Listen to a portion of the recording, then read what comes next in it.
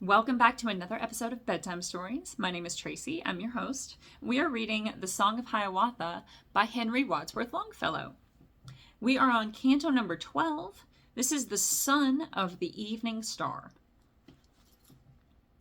Can it be the sun descending, or the level plain of water, or the red swan floating, flying, wounded by the magic arrow, staining all the waves with the crimson of its lifeblood, filling all the air with the splendor of its plumage?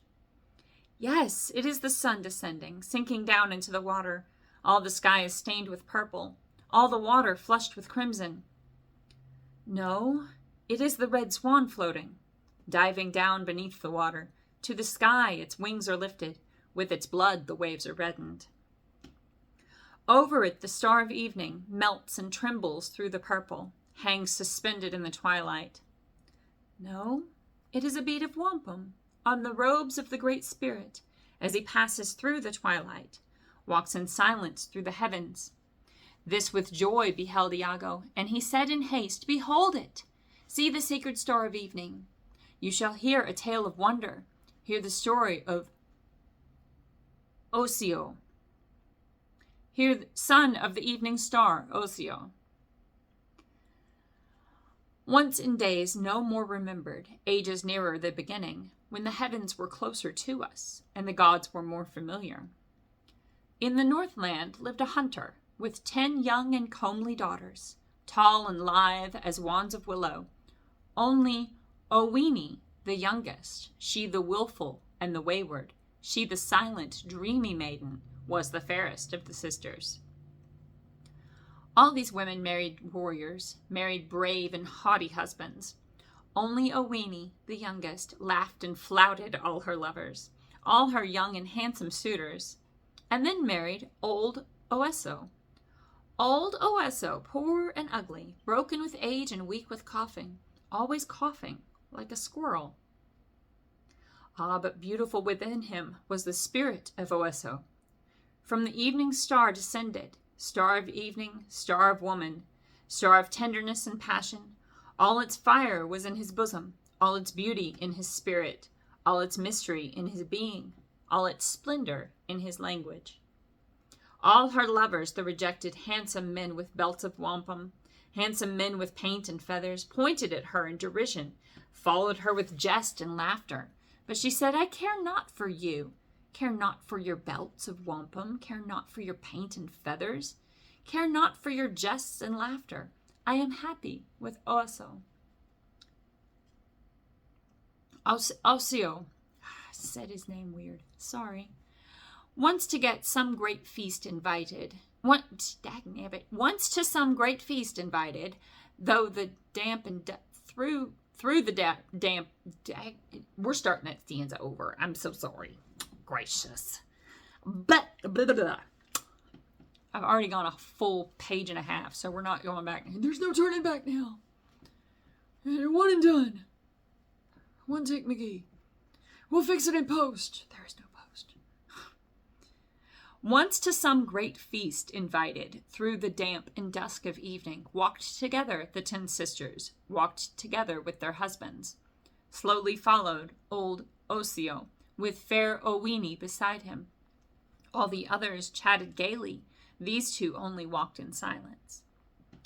At the western sky, Osseo gazed intent, as if imploring, often stopped and gazed imploring, at the trembling star of evening, at the tender star of woman, and they heard him murmur softly, "Ah, Showain nem shin nosa, pity, pity me, my father." "Listen," said the elder sister, "he is praying to his father. What a pity that the old man does not stumble in the pathway, does not break his neck by falling." And they laughed till all the forest rang with their unseemly laughter.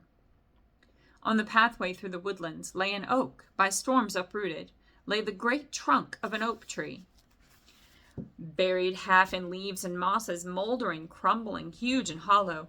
And Osseo, when he saw it, gave a shout, a cry of anguish. Leaping into its yawning cavern at one end went in an old man, wasted, wrinkled, old, and ugly. From the other came a young man, tall and straight, strong and handsome. Thus Osseo was transfigured, thus restored to youth and beauty. But alas for good Osseo, and for Owini the faithful. Strangely, too, was she transfigured, changed into a weak old woman. With a staff she tottered onward, wasted, wrinkled, old and ugly.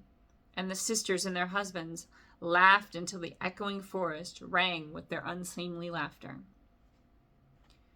But Osseo turned not from her, walked with slower step beside her, took her hand as brown and withered as an oak leaf is in winter, called her sweetheart, Ninimusha, soothed her with soft words of kindness, till they reached the lodge of feasting, till they sat down in the wigwam, sacred to the star of evening, to the tender star of morning.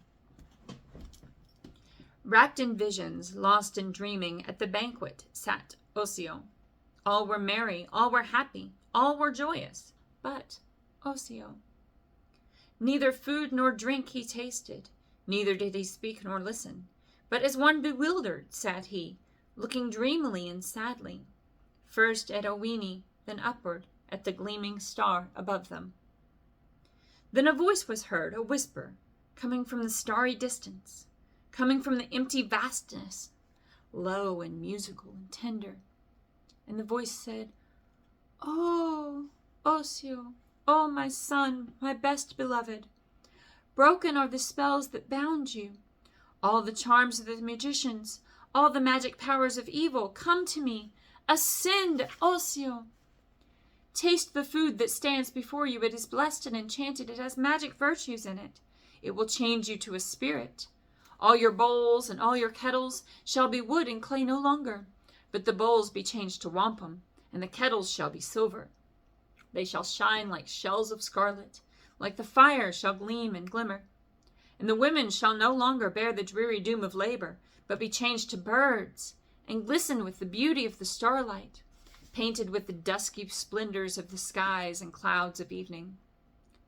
What Osseo heard as whispers, what as words he comprehended, was but music to the others, music as of birds far off, of the whippoorwill far off, of the lonely Wawonaiasa singing in the darksome forest. Excuse me, I do apologize. Then the lodge began to tremble, straight began to shake and tremble, and they felt it rising, slowly through the air, ascending from the darkness of the treetops, forth into the dewy starlight, till it passed the topmost branches, and behold, the wooden dishes all were changed to shells of scarlet, and behold, the earthen kettles all were changed to bowls of silver, and the roof poles of the wigwam were as glittering rods of silver, and the roof of bark upon them as the shining shards of beetles. Then Osseo gazed around him, and he saw the 9 fair sisters, all the sisters and their husbands changed to birds of various plumage. Some were jays and some were magpies, others thrushes, others blackbirds. And they hopped and sang and twittered, perked and fluttered all their feathers, strutted in their shining plumage, all their tails like fans unfolded. Only Owini, the youngest, was not changed, but sat in silence, wasted, wrinkled, old, and ugly, looking sadly at the others, till Osseo, gazing upward, gave another cry of anguish, such a cry as he had uttered by the oak tree in the forest. Then returned her youth and beauty, and her soiled and tattered garments were transformed to robes of ermine, and her staff became a feather, yes, a shining silver feather. And again the wigwam trembled, swayed, and rushed through airy currents, through transparent cloud and vapor, and amid celestial splendors on the evening star alighted, as a snowflake falls on snowflake, as a leaf drops on a river, as the thistledown on water. Forth with cheerful words of welcome came the father of Osseo, he with radiant locks of silver, he with eyes serene and tender, and he said, "My son Osseo, hang the cage of birds you bring there. Hang the cage with rods of silver and the birds with glistening feathers at the doorway of my wigwam." At the door he hung the bird cage, and they entered in and gladly listened to Osseo's father, ruler of the Star of Evening. And he said, "Oh, my Osseo, I have had compassion on you, given you back your youth and beauty. Into birds of various plumage changed your sisters and their husbands, changed them thus because they mocked you. In the figure of the old man, in that aspect sad and wrinkled, could not see your heart of passion, could not see your youth immortal. Only Owini the faithful saw your naked heart and loved you. In the lodge that glimmers yonder, in the little star that twinkles through the vapors on the left hand, lives the envious evil spirit, the Wabino, the magician, who transformed you to an old man. Take heed lest his beams fall on you, for the rays he darts around him are the power of his enchantment, are the arrows that he uses." Many years in peace and quiet on the peaceful star of evening dwelt Osseo with his father. Many years in song and flutter at the doorway of the wigwam hung the cage with rods of silver. And fair Owini the faithful bore a son unto Osseo, with the beauty of his mother, with the courage of his father. Unto Osseo, sorry, I changed his name again, gracious. And the boy grew up and prospered, and Osseo, to delight him, made him little bows and arrows, opened the great cage of silver, and let loose his aunts and uncles, all those birds with glossy feathers, for his little son to shoot at. Round and round they wheeled and darted, filled the evening star with music, with their songs of joy and freedom, filled the evening star with splendor, with the fluttering of their plumage, till the boy, the little hunter, bent his bow and shot an arrow, shot a swift and fatal arrow, and a bird with shining feathers at his feet fell wounded sorely. But oh, wondrous transformation! 'Twas no bird he saw before him, 'twas a beautiful young woman with an arrow in her bosom.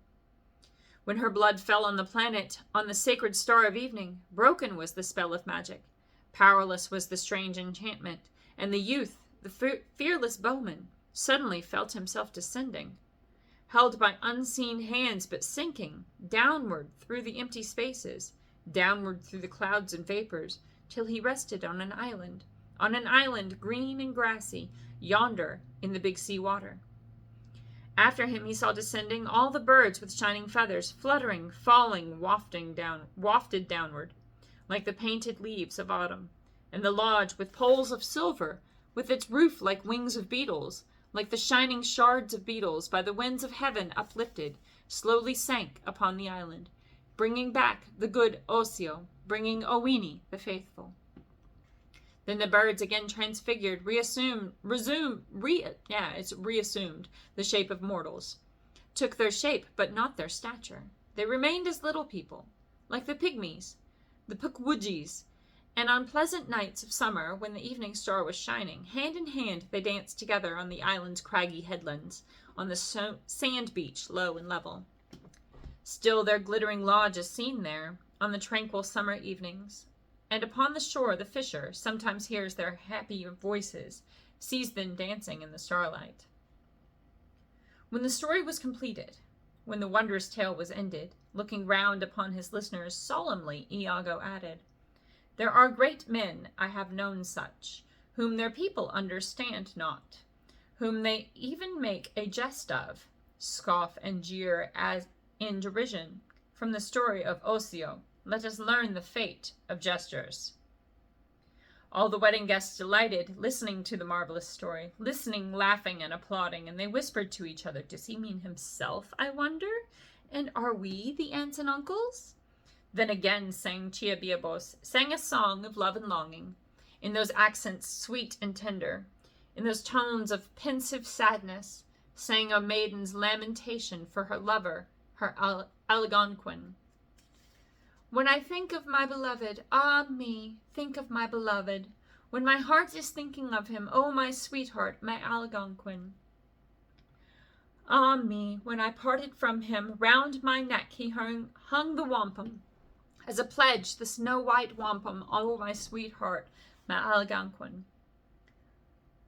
I will go with you," he whispered, "ah me, to your native country. Let me go with you," he whispered, "oh my sweetheart, my Algonquin." "Far away, away," I answered, "far, very far away," I answered, "ah me, is my native country, oh my sweetheart, my Algonquin." When I looked back to behold him, where we parted, to behold him, after me he still was gazing, oh my sweetheart, my Algonquin. By the tree he still was standing, by the fallen tree was standing, that had dropped into the water, oh my sweetheart, my Algonquin. When I think of my beloved, ah me, think of my beloved, when my heart is thinking of him, oh my sweetheart, my Algonquin. I wish I knew the tune for this. I could just sing it for you. It's really repetitive. Such was Hiawatha's wedding, such the dance of Paupukiwas, such the story of Iago, such the songs of Chiabiabos. Thus the wedding banquet ended. And the wedding guests departed, leaving Hiawatha happy, with the night and Minnehaha. Until next time.